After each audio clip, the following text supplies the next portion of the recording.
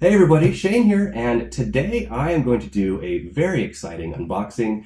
You already know by the video title that is A Feast for Odin by Uwe Rosenberg, and he is very well known for titles like Agricola, Caverna. He is one of the favorite designers in the board game world, and I've been interested in this one since before it released. I, saw it on Board Game Geek, saw the pictures of it, and just was in awe, very intrigued, just the layout. It looked amazing. And then once it came out and I saw videos on how it was played, I was like, I want this game. I was never really pulled into Agricola or Caverna. They look like great games, but not so much for me. I just never really got there.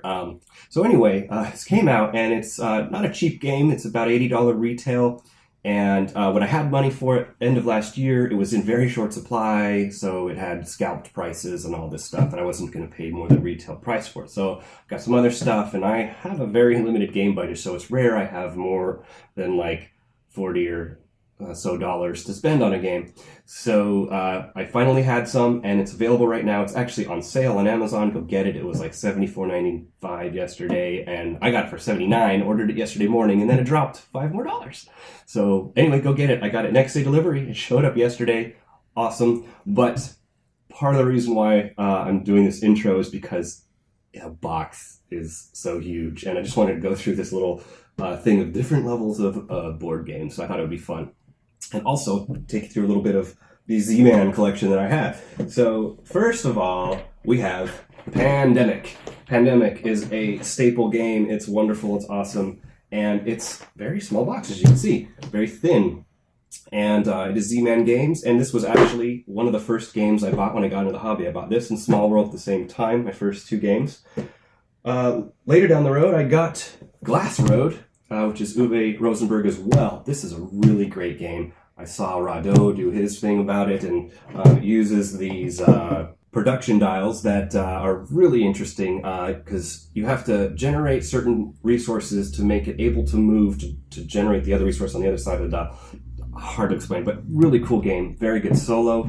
It's pretty quick to set up once you know how to play it and play through it. And so this is a phenomenal game. So it's the only Uwe Rosenberg I had before A Feast for Odin. And then, of course, currently still my favorite game of all time is Terra Mystica, ZMan Games. This was a fat box, and it is extremely full. I have the expansion plus most of the promo tiles. It is filled up to the tippy top with everything. I would dump it out, but, that's another time. And so this is that box, so you can see, well, at least different levels. Now, enter Feast for Odin. You ready for this? Look at this thing. I mean, it just makes me giddy for no really good reason other than it's just huge. And it's not like some games that are just, they have these massive boxes when you can fit everything into a little baggie or something. This is very full of stuff. So here you have it, the different levels of ZMan Games.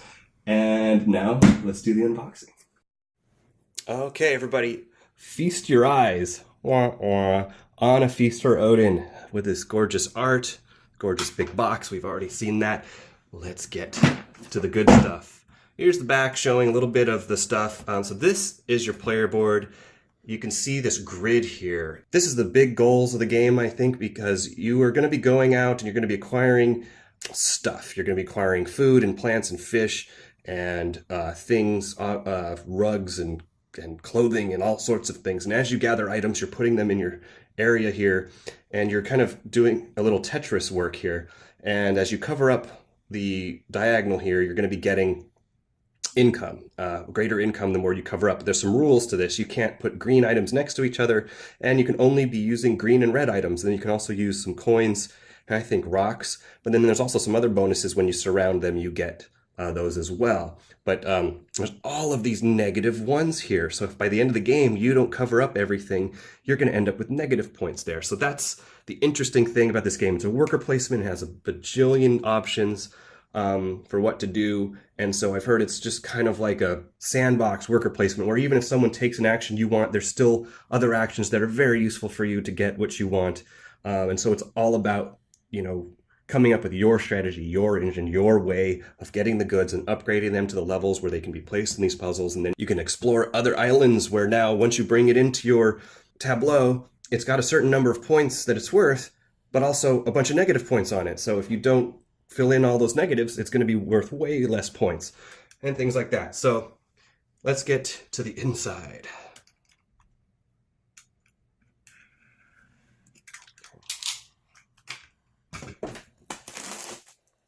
If you're like me, you like watching these videos and you like everything. You like the sound of the plastic coming off. You like the sound of the board, the clunk. There's just everything about the tactile feel of board games is just part of the whole package. Even, okay, let's not joke around here. That smell, that board game smell, brand new game smell, like better than new car smell. So here we go. Here's the stuff. Well, we have rocks and ore here. Bunch of nice little bits. We have wood and the moose. The moose is the first player token. Awesome. I'm just happy that I have a moose. Here's all the Vikings, so the different player colors.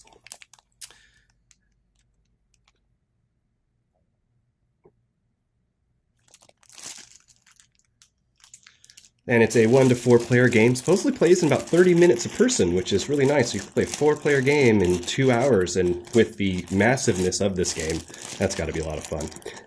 So yeah, these are all your Vikings in the different player colors. Your Vikings, aka workers, obviously, worker placement game. So extra baggies, love it. Okay, you have 2 dice.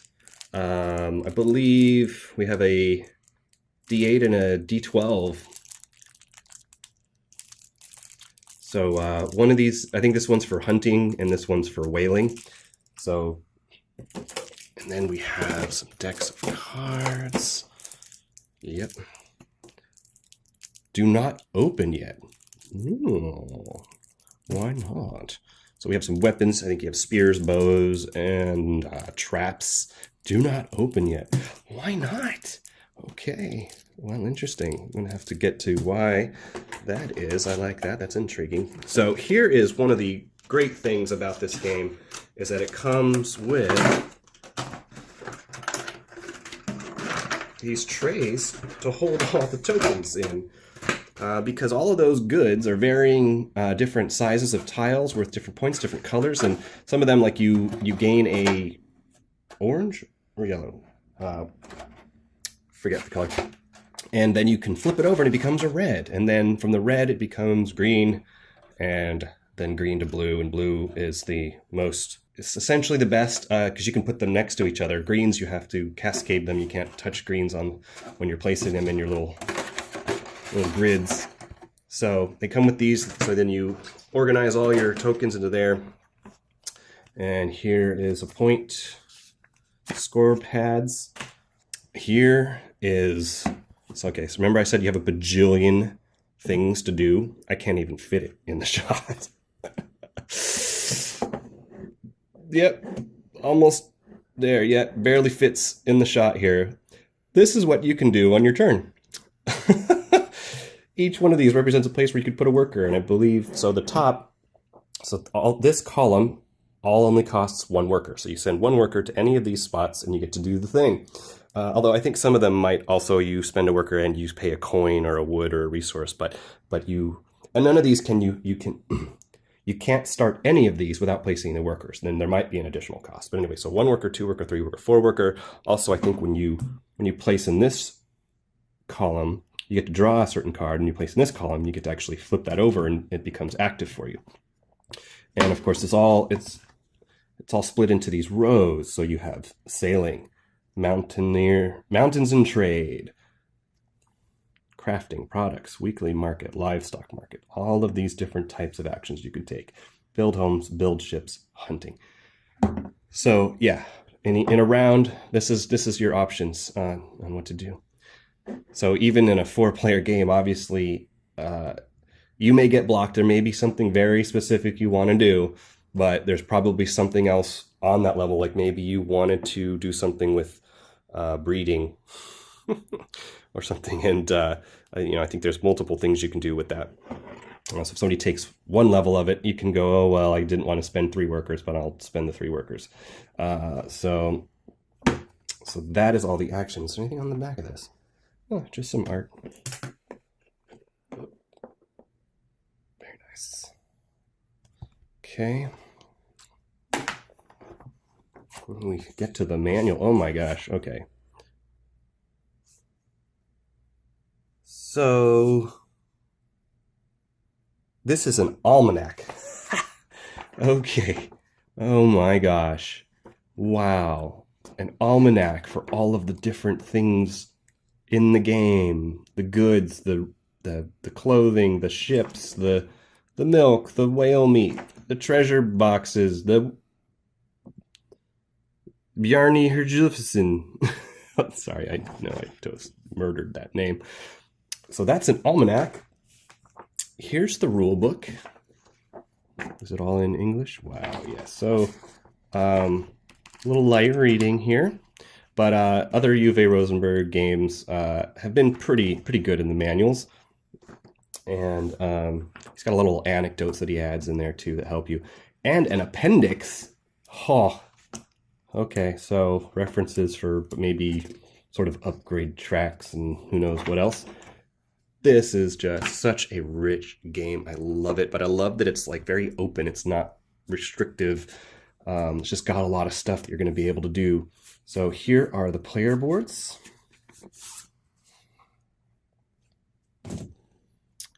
Look at this. Beautiful, beautiful, great art here. So this is your feasting table. You'll be having to put food or items down here in order to feed your Vikings every round. This is where your Vikings will gather, your little workers, and you'll get more every round that'll come off of this track. This is where you'll be putting your ships, and your ships can then be sent off to settle somewhere, and you'll get to put them up here, so you have less to feed, and you get points for that, and et cetera, et cetera. This is where you can breed animals. So you literally will put 2 sheep here, and then you can do the action that breeds them, and then one will become pregnant, and then the next phase, you'll get another one. And then you can turn those into wool and meat and whatever else. I don't know yet exactly, but here's the grid that you'll be Tetrising. So you'll be filling in these things as you go up. You'll be getting more income as you fill in. And I think the rule is you have to go. If you want to fill in this way, you have to be down all the way to the bottom or something. So you kind of have to go this way. I think these lines here sort of tell you that you've got to be going this way.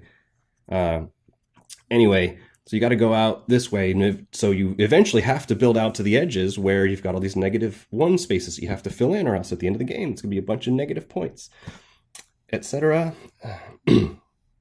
So that's the player board, and we have 2 different sides. I think the different sides are for different game lengths. So this has 6, this has 7. So yeah, I think there's a 6-round or 7-round game, so you can play shorter or longer games. Okay. Oh my gosh. Oh my gosh, this is insane. Okay. You guys. Whoops. Oh. Look. Come on. Now, some of you out there may have games like Anachrony, or some of the big Kickstarters. Maybe you've gotten games with this much stuff before, but this is the biggest one for me. The biggest boxes I have other than this, I think, are Mansions of Madness and Zombie 15, but they didn't have nearly this much stuff to punch and this much tiles and things like that. Mansions of Madness has the big box probably because of the miniatures and the big tiles, but look at this. Oh my gosh, okay. Whatever, I'm not gonna need this. Oh, wow. So yep, so here's some kind of a big, I don't know, community center. No, I don't know, what is this? Does it have a name? Nope. Maybe it's in the almanac. It looks like a big barn or place to raise animals and things. I don't know. And you have these really high level goods that you'll be able to take. There's only one of these each, and you know, so you get the crown of England, I think, and a bunch of other really neat stuff. There's that. Here's some cloaks. Everything's upside down. I'll have to flip that pile here. All right, cloaks, whale bones and stuff. Hides. Whoa, see? See, you flip them, bam, they become blue items. So cloaks, you turn into treasure chests. It's like alchemy. And you can see this ship is worth 21 points at the end of the game if you send it out for exploring. Okay, I know these little bits of information, but not really exactly how it all works in the game from videos I've watched and stuff. So here's more stuff. This is where you get wood, and this is like mountain exploring. You can go on a space, or you can get these through, I think, more than one way. Coins, fruit bowls, whale meat, I think, other stuff. So kind of pretty much same thing. Here's some more of those places. So yeah, so if you can do an action or something to get one of these. You take it down now. It's worth 17 points, but look, 1, 2, 3, 4, 5, 6, 7, 8, 9, 10, 11, 12, 13, 14, 15. It's minus 15. So if you take this into your tableau, oh, that's right. That says it right there, 15 minus 1s. So if you take this into your tableau, it's worth only 2 points when you start. But the more stuff you fill in, you can get some bonuses, and you're going to get more points the more stuff you throw into the grid there. So, double-sided tiles again. Ooh, what's that? Utensils and a sword. Oh, the sword is telling you how many points. Okay. So swords are points. Sure.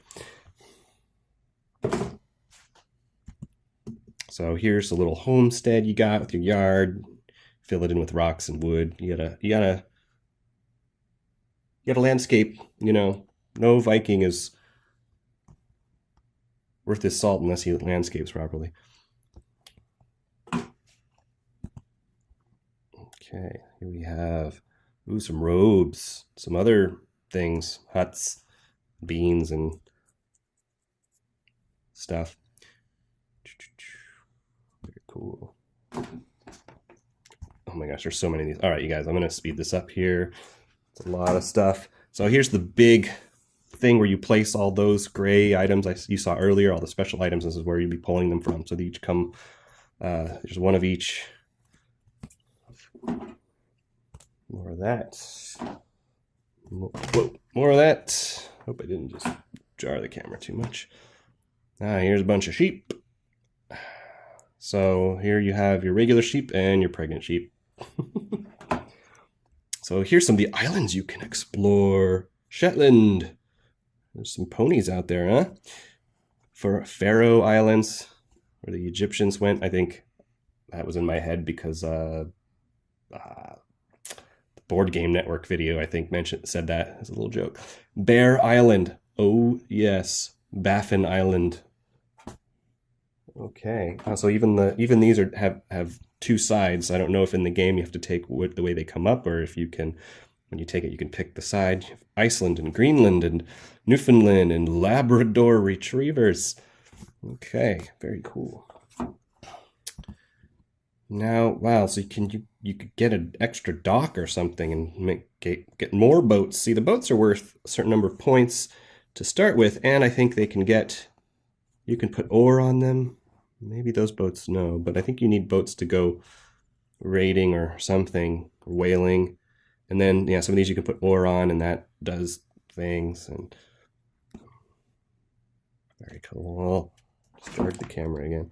Aha! So here's the round phase guide. So yeah, you go through a lot of phases. A lot of this stuff's just kind of automatic thing. So you gain a new Viking, everyone just pulls a Viking in. You do the harvest, everyone gets a certain number of goods that are marked somewhere on the player cards. Then turn exploration boards and place silver. Okay, so you flip over some stuff, draw a new weapon, then you take your action. So a lot of this is just kind of, it just happens. It's not something you have to think about. This is where everyone's going to be doing the thinking. You determine the start player. The start player, I think, is whoever went last at the last round. everyone gets income, or in the previous phase, actually. If everyone lasts in the previous phase of actions. Then everyone gets income, breeding happens, we do the feast phase, and then I guess the game ends there after round 7. Otherwise, you go do these other things and you start over. That's all she wrote. So that is it, you guys. That is a feast for Odin. It is so beautiful. I'm so happy to have it now.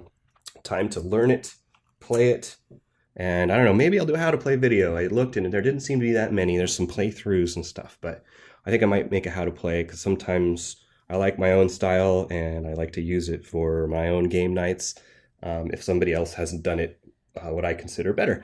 Or the way I want people to understand it. So I just noticed these these interesting actions here, and I think I saw in one of the videos that this is only used in a 3 or 4 player game or something, but you imitate another player's action with these, so that's kind of cool. So there is a way to do an action that's already been taken. That's awesome. Thanks everyone for watching. I hope you enjoyed this unboxing. I had a lot of fun doing this video. I've been very excited for this game for a long time. I'm so happy to finally have it. Not that I don't already have a lot of great games, and I've been able to fill the time in between getting this with other stuff, but super excited to dive into this. So go ahead, like this video if you did, subscribe to my channel if you haven't yet, and I'll keep putting out more awesome stuff for you. Share it with your friends, family, loved ones, and I'll talk to you soon. End of line.